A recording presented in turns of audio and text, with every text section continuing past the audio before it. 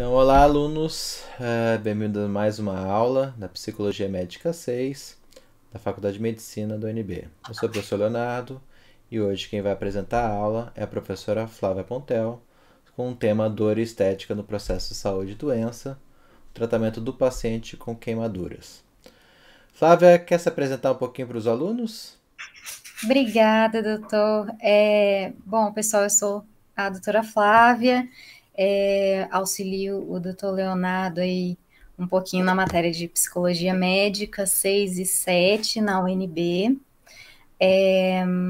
E, bom, fiz medicina aqui no DF, na ESCS, e acabei fazendo psiquiatria no HUB, então por isso acabei seguindo esse interesse aí pela faculdade. E vou falar um pouquinho agora de dor e estética no processo de saúde e doença, e nesse sentido, optei por falar do paciente com queimaduras justamente porque é um paciente que aborda essas duas situações importantes, né? Então, vamos começar.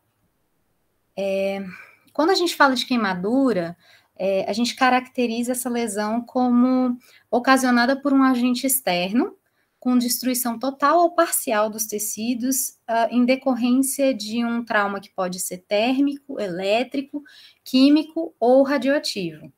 É o quarto tipo de trauma mais comum no mundo, tá certo, pessoal? Segue só os acidentes de trânsito, quedas e a violência interpessoal. Então, mais de 300 mil mortes por queimadura por fogo ocorrem ao ano, pelo mundo inteiro, que é um valor muito importante se a gente for parar para pensar. A Sociedade Brasileira de Queimaduras aqui no Brasil estima, para os dados nacionais, 1 milhão de queimaduras por ano no Brasil, sendo que 200 mil seriam atendidas nos serviços de emergência e 40 mil demandariam hospitalizações. Então, é muito significativo, tá certo? A OMS coloca, pessoal, como principal fator de risco para queimaduras o etilismo e o tabagismo combinados, certo? Etilismo é um fator de risco, tabagismo também, mas combinados principalmente, ok? Outros fatores de risco possíveis são transtornos psiquiátricos crônicos, transtornos neurocognitivos, o uso de substâncias psicoativas, transtornos de personalidade e histórias anteriores de tentativa de suicídio, de abuso sexual ou de homicídio, tá certo? Quando a gente fala em psicopatologia, é importante a gente sempre lembrar que durante o tratamento e a reabilitação, o paciente ele vai ter que lidar com muitos estressores, né? Principalmente a dor, as cicatrizes que podem ser desfigurantes e a perda da funcionalidade que pode ocorrer em algumas regiões, principalmente articulares. A depressão ela tem uma prevalência alta, de 13 a 23% nesses pacientes, sendo que como fatores de risco para a depressão, existem a história prévia de um quadro depressivo e o gênero feminino em combinação com uma desfiguração facial, tá certo? Quando a gente fala também de psicopatologia, é importante a gente lembrar que o TEPT, que é o transtorno de estresse pós-traumático, tem uma prevalência de 13 a 45%, gente. Então, é muito significativo nesses pacientes, certo? Muito relacionada a essa situação de proximidade com a possibilidade de um evento catastrófico, com a possibilidade da morte, o paciente se vê nessa situação, então a chance de desenvolver um TEPT é muito alto, tá? Os fatores de risco para isso seriam também uma depressão prévia, o tipo e a severidade de sintomas, a ansiedade que se relaciona principalmente à dor, que a gente vai falar um pouquinho mais à frente, e a visibilidade da queimadura nas regiões corporais. Então, áreas que são mais visíveis são importantes nessa situação.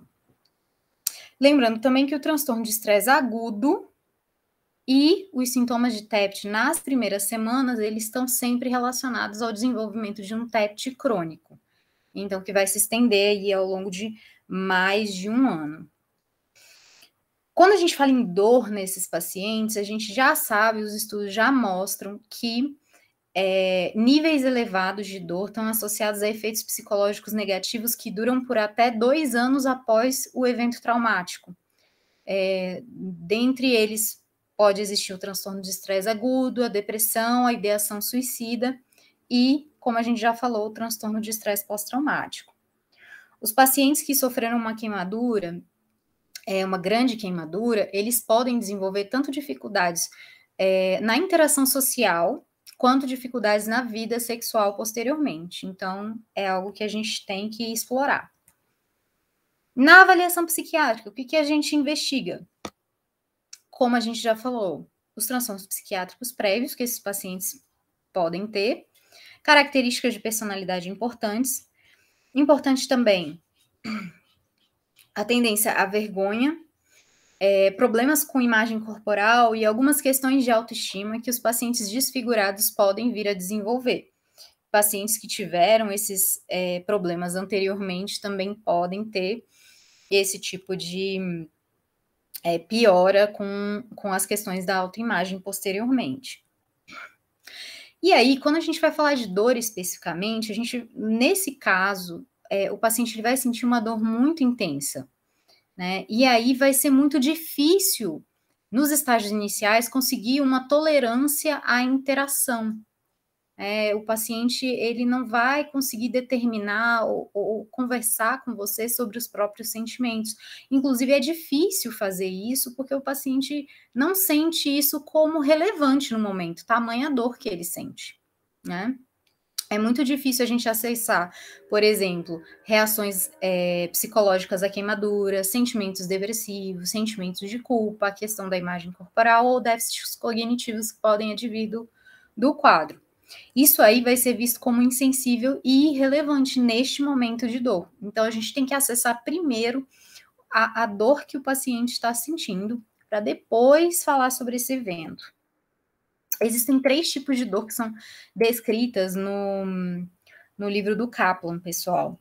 A gente chama de background pain, que é a dor ocasionada pela lesão inicial da queimadura. É uma dor que ela é persistente, ela é contínua, e a gente vai manejar com analgésicos de longa ação, tá?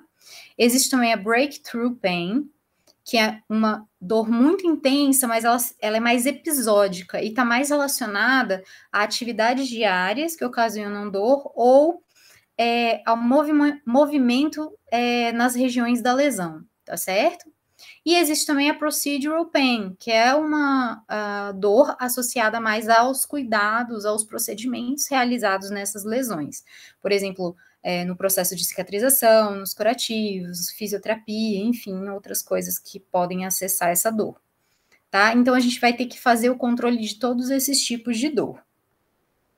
O controle ruim da dor vai ocasionar nesses pacientes alterações de sono, vai ocasionar ansiedade, e a gente já sabe, os estudos já mostram que pacientes ansiosos ou com controle ruim de dor vão ter uma pior cicatrização no processo, tá? Então, acessar a dor é muito importante.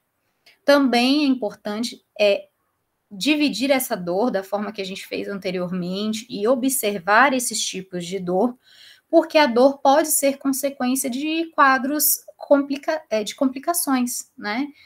Por exemplo, infecções, outras lesões ocasionadas no momento do trauma, que não necessariamente vieram da queimadura em si, ou doenças pré-existentes do paciente.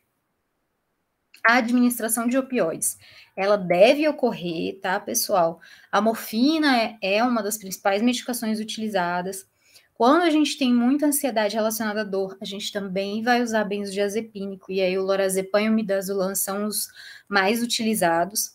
Mas a gente tem que lembrar que nesse paciente, pessoal, a gente não vai usar essa medicação com moderação, porque o paciente está num estado hipermetabólico.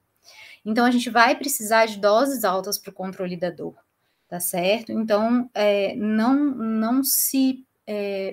não privem o paciente desse cuidado, que é muito importante nesse momento, tá? A gente pode fazer as medicações venosas ou a gente pode fazer por via oral. O importante, nesse caso, é a gente garantir a normalidade da função gastrointestinal, porque senão é outro fator que pode ocasionar dor ao paciente, tá certo?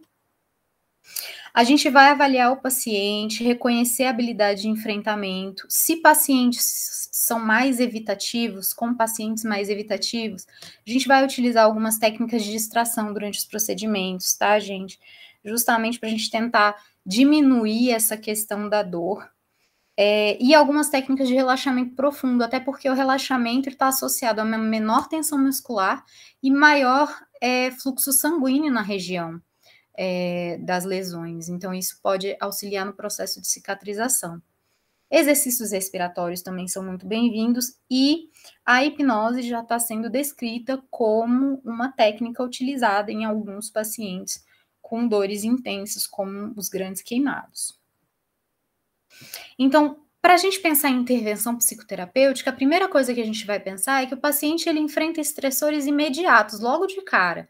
A gente não pode tentar falar com o paciente sobre sentimentos do tipo autoimagem, logo no início do quadro, porque esse paciente ele vai estar muito mais preocupado com o medo que ele sente da morte, com a dor que ele está sentindo, com o fato dele estar em uma UTI ou uma unidade de queimados.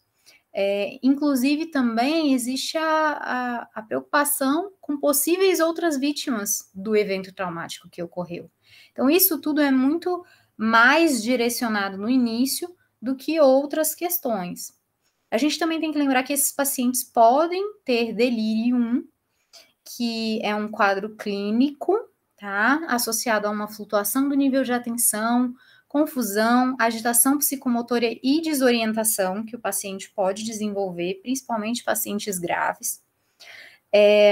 A gente vai ter esse quadro ocasionado pela própria queimadura, pela abstinência de álcool em casos de pacientes etilistas, por complicações metabólicas, pela grande área de queimadura, infecções, medicações utilizadas, tá certo? Ou abuso de substâncias. Inclusive, os benzodiazepínicos, a gente tem que tomar muito cuidado nessa situação, porque é uma droga que a gente vai ter que usar com mais cuidado nesses pacientes, tá certo? Então, nesse momento agudo, o foco vai existir nesse controle de questões imediatas. Sempre controle de dor, sono, ansiedade e o delírio, tá certo? A gente pode oferecer para o paciente a oportunidade de falar da situação ocorrida? Pode, tá? Mas a gente tem que observar se o paciente se sente preparado para falar sobre aquilo. Muitas vezes o paciente não quer falar daquilo naquele momento. Então, a gente vai ter que ir sondando isso aos poucos. A equipe, o psiquiatra são importantes para orientar quanto aos cuidados do paciente e quanto à jornada de tratamento para a família também, porque é importante que a gente tenha essa aliança. Às vezes, a gente não consegue acessar o paciente no início, né, pessoal? Às vezes é um paciente que precisou de uma intubação e ventilação mecânica, às vezes é um paciente que está em delírio, então a gente não vai conseguir ter contato com esse paciente, a família é de extrema importância nessas situações, né? E uma outra coisa que é importante também é que a família se torne menos ansiosa e menos angustiada nesse processo, porque uma família ansiosa com certeza vai aumentar a angústia do paciente quando ele estiver em condições de contato com a família, tá certo? Lembrando também que nesses pacientes, a memória traumática, só o fato da memória traumática já pode estar relacionado a um estímulo simpático e uma liberação de norepinefrina. Então, é tudo muito sensível, tá, pessoal? Bom, quando a gente consegue estabilizar o quadro agudo do paciente, então a gente tem uma maior chance de sobrevivência, o paciente entra numa fase intermediária de intervenção psicoterapêutica. Nesse momento, a lesão ela já vai estar em cicatrização, em diversos estágios, e provavelmente não vai ter mais uma necessidade ventilatória, já vai ter uma diminuição do risco de infecção, o que é muito bom para o paciente. Então, a gente vai conseguir acessar o paciente de outras maneiras, apesar dele continuar passando por procedimentos muito dolorosos, tá certo? Aí, nessa situação, é que a gente intervém no sentido de conseguir uma melhor avaliação psiquiátrica do paciente, tá?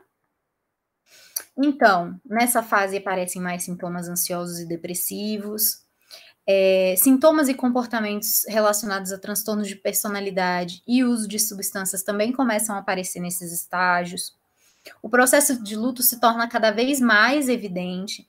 Então, assim, a perda de familiares, a perda de amigos, de animais, a perda da residência, aspectos de vida anteriores, como, por exemplo, um trabalho que o paciente realizava anteriormente, a aparência dele prévia e habilidades físicas que ele tinha já começam a ser observadas pelo próprio paciente.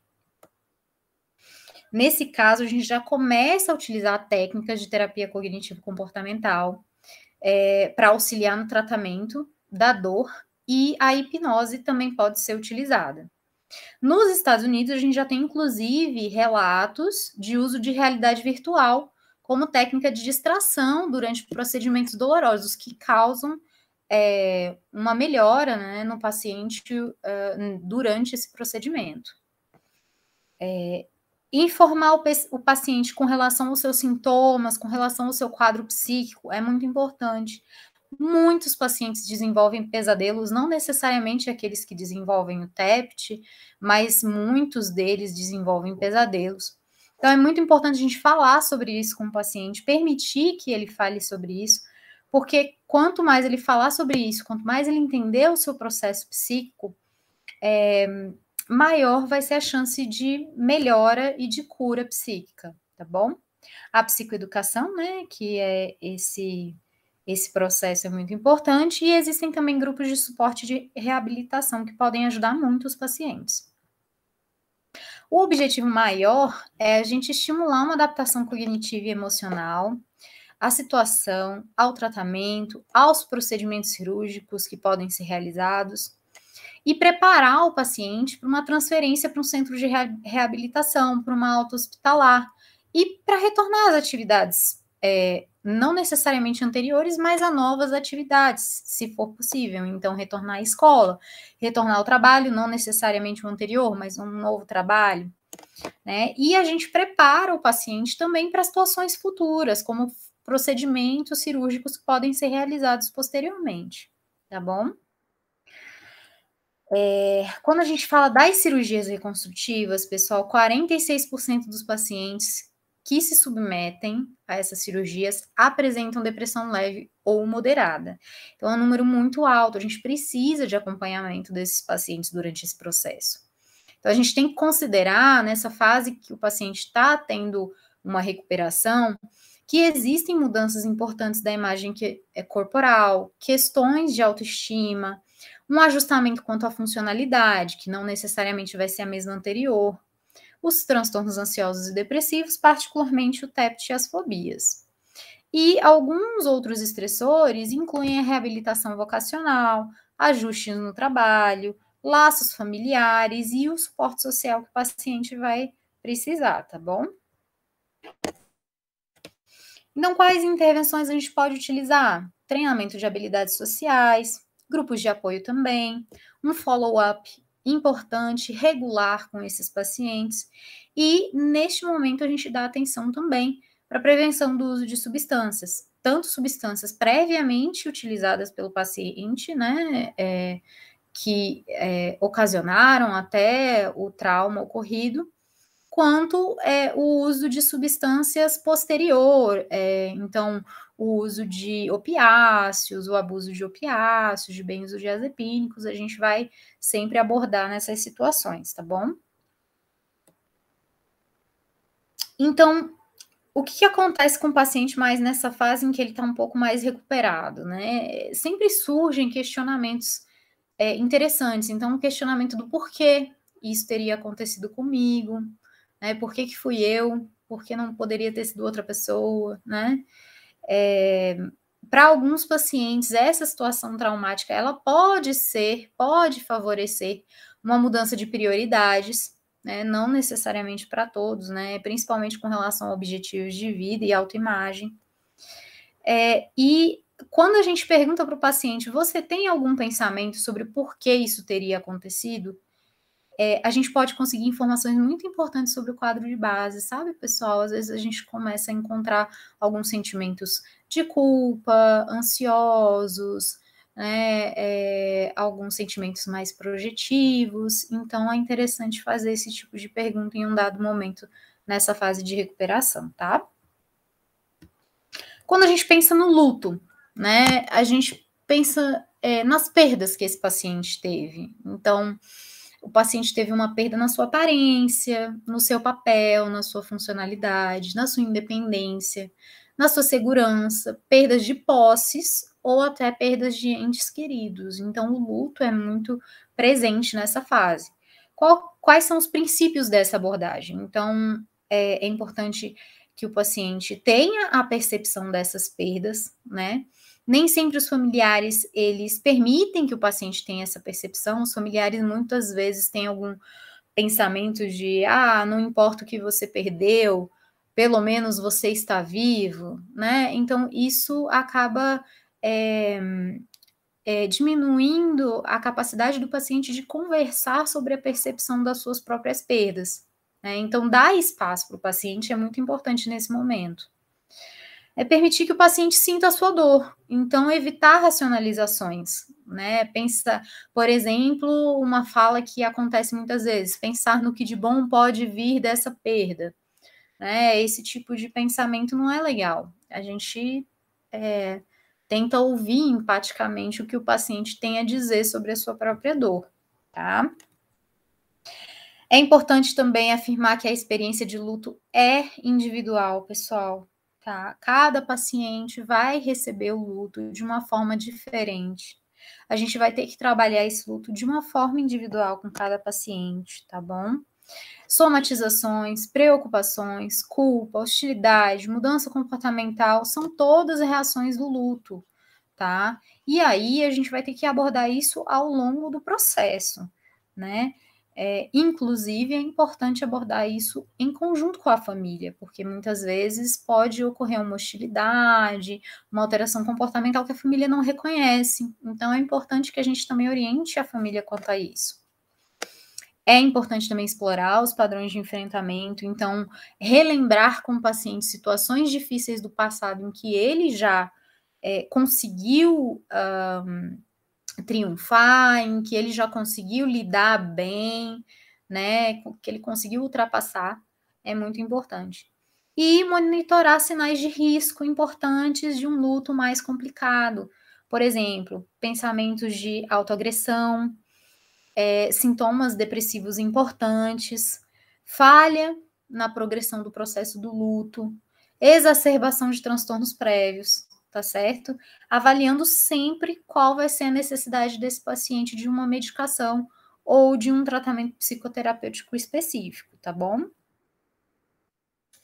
E aí a gente fala de alguns outros comportamentos que podem acontecer com o paciente, por exemplo, a regressão, que é um comportamento comum do paciente reviver comportamentos de estágios iniciais de vida. Então, às vezes, a gente vê o paciente tendo comportamentos do tipo, como se estivesse fazendo uma birra na cama, ou então chupando o dedo, né? Nessas situações aí a gente pode ver esse tipo de manifestação, e é uma situação, claro, de sobrecarga emocional intensa, né? A família, a equipe pode ter reações negativas a essas situações, mas é importante a gente reconhecer que esse mecanismo existe e tentar utilizar uma estratégia de enfrentamento para essa situação, sempre oferecendo um feedback, tanto para os cuidadores quanto para a família, tá? A gente vai determinar também o quanto isso interfere no cuidado com o paciente, quais são as técnicas de modificação comportamental que a gente pode usar, e sempre tendo uma relação muito clara com a família. Quando a gente fala também da raiva, que é muito possível para esses pacientes, né? A gente vai oferecer suporte, pessoal. Não vamos tentar dissuadir o paciente dos seus próprios sentimentos, sabe? Muitas vezes o paciente vai ter sentimentos projetivos em relação não necessariamente à família, mas também aos cuidadores, e a gente tem que tomar muito cuidado para não desenvolver uma contratransferência ruim com esse paciente, né? É recomendado o acompanhamento psicoterápico frequente, tá? Nessas situações. E aí, a raiva ela pode ser direcionada, como eu disse, a todas essas situações, né? A causa do acidente, a perder um trabalho, a sentir dor, estar hospitalizado, ou a equipe hospitalar, né?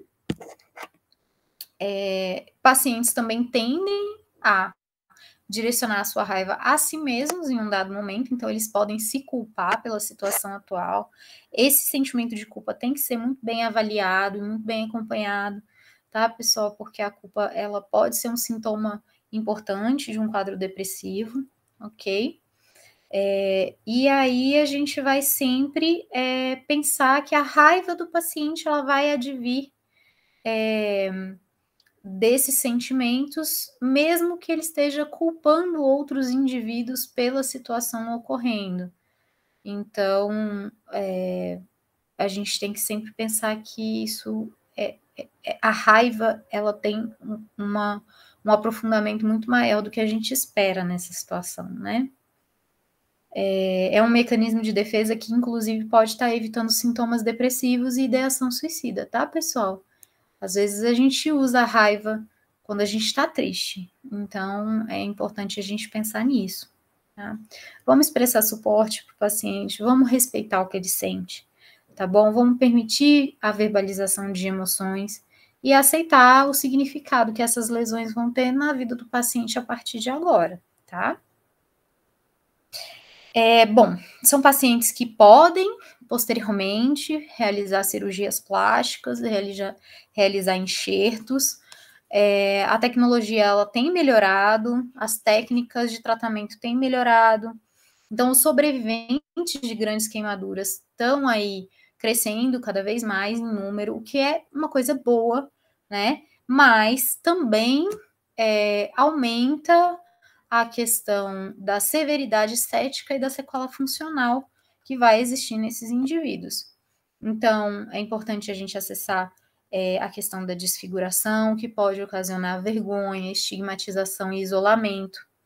É importante a gente avaliar que queimaduras profundas podem acarretar perdas, inclusive, de estruturas importantes como tendões, cartilagens e ossos, né? E que esses pacientes podem ter deformidades importantes no futuro.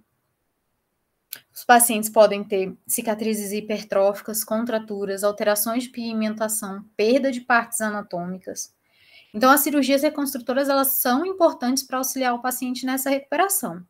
Muitas vezes elas não são únicas, né? São procedimentos que duram aí vários meses, inclusive anos, em alguns pacientes. E a face está principalmente associada à sensação de identidade do indivíduo e habilidade de comunicação, respiração e alimentação. Então, é uma região muito sensível para esse tipo de necessidade cirúrgica a longo prazo, né? Uma equipe de transplante de face deve ser multidisciplinar, então, além dos cirurgiões plásticos, dos cirurgiões de transplante, a gente tem que ter psiquiatra, psicólogo, assistente social, radiologista, infectologista, entre outros, para a gente avaliar também qual é a capacidade e quais são as expectativas que esse indivíduo tem em relação a essa nova face, quais são as mudanças que ele vai sentir, qual é a situação da sua própria identidade nessas questões, né? E essas avaliações, elas vão observar tudo isso, quais são as motivações do paciente, expectativas, histórico psiquiátrico, personalidade, habilidade de enfrentamento, imagem corporal, questões de identidade, capacidade de consentimento para a cirurgia, que o paciente tem que ter, né, pessoal? E, inclusive, vai predizer qual que vai ser a probabilidade de adesão que esse paciente vai ter ao longo do tempo. Então, quando a gente fala do paciente grande queimado, quando a gente fala de dor nesse sentido, pessoal, é mais para a gente entender um pouco desses aspectos psíquicos que o paciente vai ter. Eu espero ter trazido para vocês um pouco das dificuldades que a gente tem ao longo do tratamento, não necessariamente para futuros psiquiatras, mas também para clínicos que vão enfrentar essas situações e vão atuar com esses pacientes. E qualquer necessidade a gente pode tirar dúvidas depois, tá bom, pessoal? Obrigada pela atenção e boa aula, bons estudos.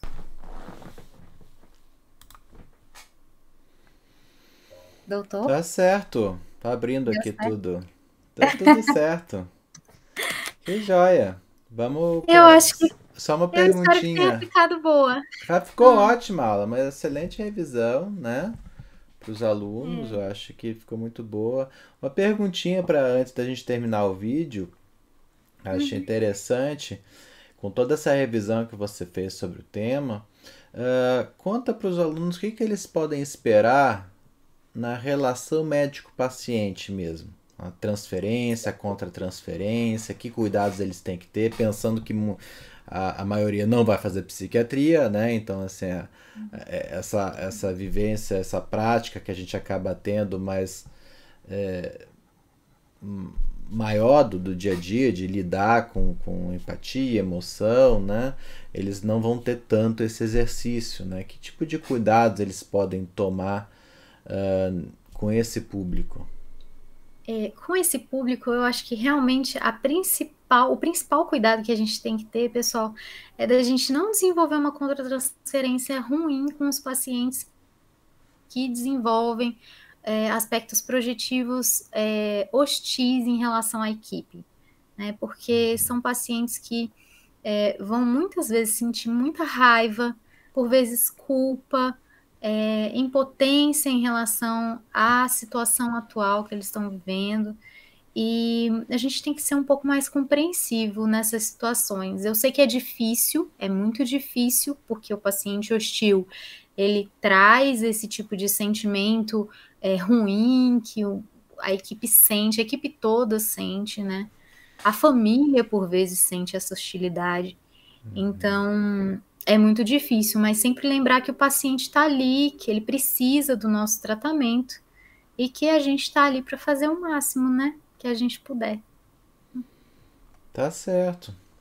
Então, mais uma vez, agradecimentos enormes, né, por toda a ajuda que você sempre teve disponível para gente, né?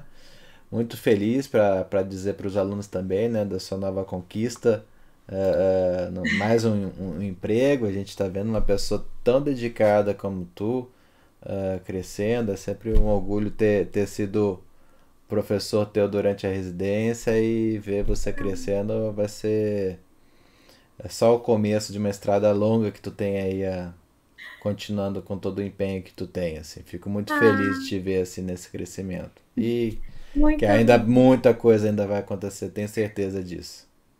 Amém. Se Tá? Deus quiser, doutor, muito obrigada. Eu realmente estou muito feliz por conta Que legal. dos novos eventos e eu acho que realmente muita coisa boa ainda vai acontecer, e eu agradeço muito pela oportunidade do senhor de Ah, estar aqui dando aula e de estar participando junto com os alunos, é uma oportunidade incrível, e de ter estudado com o senhor também, né? que bom. Quem sabe de Obrigada. repente repente a gente vai alimentando e regando essa sementinha aí. Daqui a pouco, daqui a alguns anos, até tu integra a equipe da UNB, né? Para também estar dando aula para os próximos Sabe? alunos que estão entrando aí, né? Mas então Quem tá, sabe? terminamos agora então a aula, né? Da Psicologia Médica 6. Mais uma vez, obrigado. E continuamos na discussão nos horários da aula. Tá joia, gente? Um abraço para todo Tchauzinho, mundo. pessoal. Tchau, tchau.